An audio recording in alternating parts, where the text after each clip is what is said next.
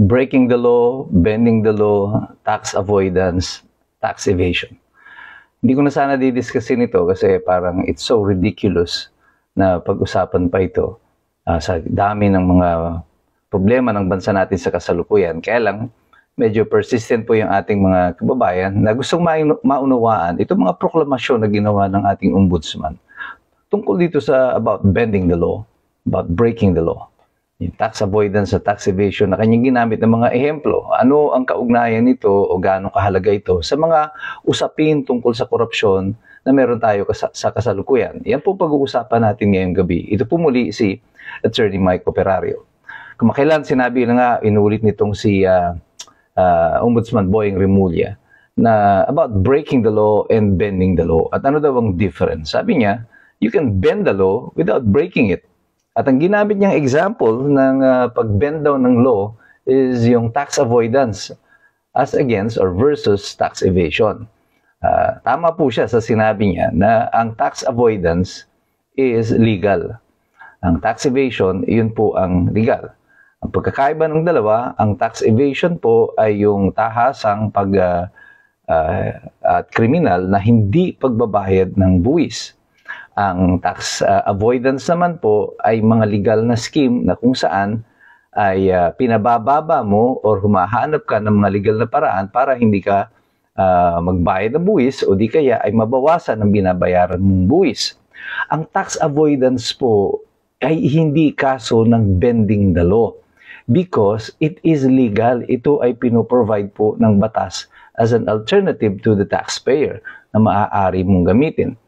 Ang mga example po nito ay halimbawa, yung pong pagdodonate mo sa mga charitable institution ay tax deductible yan. Pwede mong i-deduct yan doon sa iyong mga binabayaran na buwis. Kaya may mga malalaking mga korporasyon o mayayaman mga individual, mapapansin niyo, panay na nagdodonate sa mga charitable institution. Ang dahilan po dyan, ito po ay tax deductible sa mga korporasyon para hindi mapapatawan ng buwis ang kanilang mga corporate income, yung mga shareholders. Ang gagawin nila, minsan idedeklara yan as stock options. Ano? Ibig sabihin, parang future pa yan na income kasi stock options lang yan. At dahil hindi mo pa siya actually kinita o hindi siya naging cash, hindi mo pa siya mabubuwisan. Yan po yung mga ilan lamang sa mga legal na paraan na kung saan pwede itong i-implementa ng isang tao para makaiwas siya sa pagbabayad ng buwis o di kaya mabawasan yung kanyang pagbabayad ng buwis. Ang tax evasion po ay yung talagang ayaw mo magbayad ng buwis, hindi ka nagdeklara, hindi ka nagsabi ng totoo at hindi mo ini-report sa BIR yung tama mong buwis sa binabayaran. And relatedly, si Bongbong Marcos ay isa po sa mga kinonvict noon ng korte for tax evasion. At yung una niyang kaso ay meron niyang pagkakabilanggo. Actually, naging usapin ito nung sa kanyang pagtakbo noon, I think sa Vice Presidente.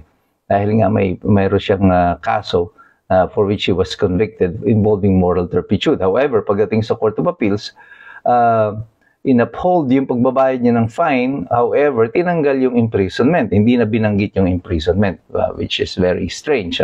Dahil usually yung magkasama po yung fine at saka yung imprisonment. But, be that as it may, yun na yung naging sitwasyon niya. Yung tax evasion, kagaya niyan, nung nangyari kay Bongbong Marcos, yun po talaga yung kasong kriminal. Ngayon, bakit hindi po pwedeng ang konsepto ng bending the law ay nag-a-apply sa isang demokrasyang bansa kagaya natin? Ang legal principle po na ina-apply sa mga demokratikong bansa is the legal principle that is espoused by John Adams. Sabi niya, ours is a government of laws and not of men. Ang atin daw pong pamahalaan ay gobyerno ng mga batas at hindi ng mga tao. Ang ibig sabihin nito, sa isang demokrasyang gobyerno, demokrasyang bansa, mahalaga na ang mga batas ay naipapatupad ng maayos at ito ay alam ng mga tao to govern their conduct.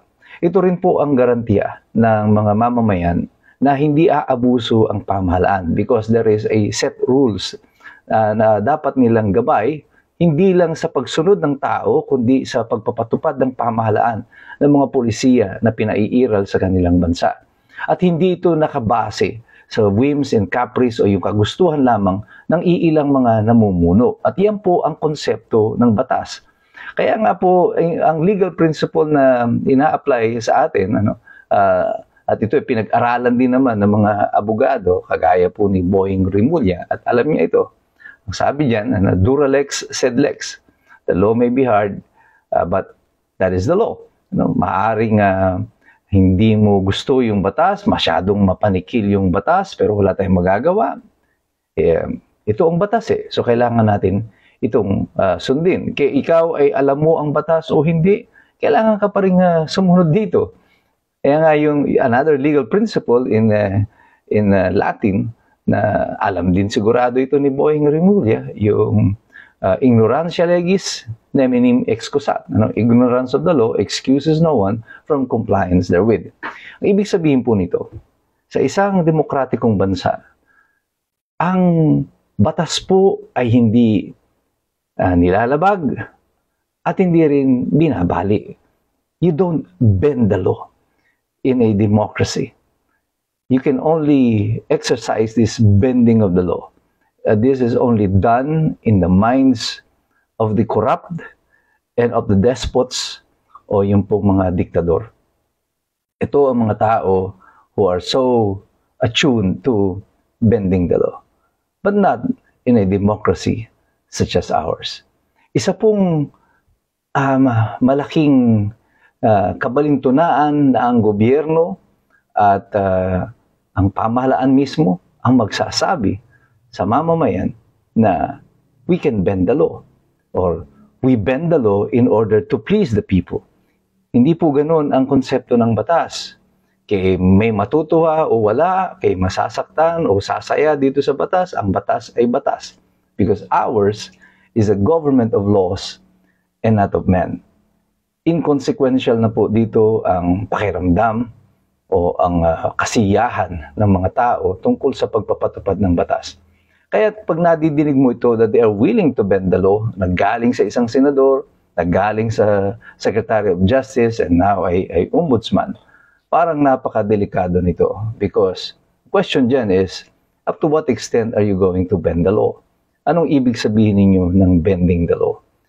Is breaking my rights part of that bending the law para lang makuha ninyo yung gusto ninyo or to satisfy or to please some people in our society? If you are going to please people, sino yung mga tao na yon that you wanted to please? Yan ba yung mga mamamayan? O yung mga ilang nakaupo? O yung mga ilang naaakusahan ng pagnanakaw? Are they part of the people that you want to please? Kanya po isinet at nilagay po ang mga konsepto na yan ng batas. Ito po ay garantiya ng mamamayan laban sa pag-abuso ng pamahalaan. Pati ang Constitution po natin, the Bill of Rights, is the people's guarantee against the abuses of the government. Ang Bill of Rights po ay hindi para sa gobyerno. Ito ay para sa gobyerno na sundin. Pero ito ay proteksyon ng karapatan ng mga mamamayan. At ngayon po, yan ay alam nyo na. Kaya po tayong lahat, patuloy tayong mag-engage, patuloy tayong makilahok, patuloy tayong mag-participate sa usapin na ito ng katiwalayan sa ating pamahalaan. Pero sa ating pagsali, pakikilahok sa diskusyon, patuloy tayong magsisipag-aral sapagkat mahirap talagang makialam ang mga taong walang alam. God bless you, God bless us all. Mabuhay ang Republika ng Pilipinas.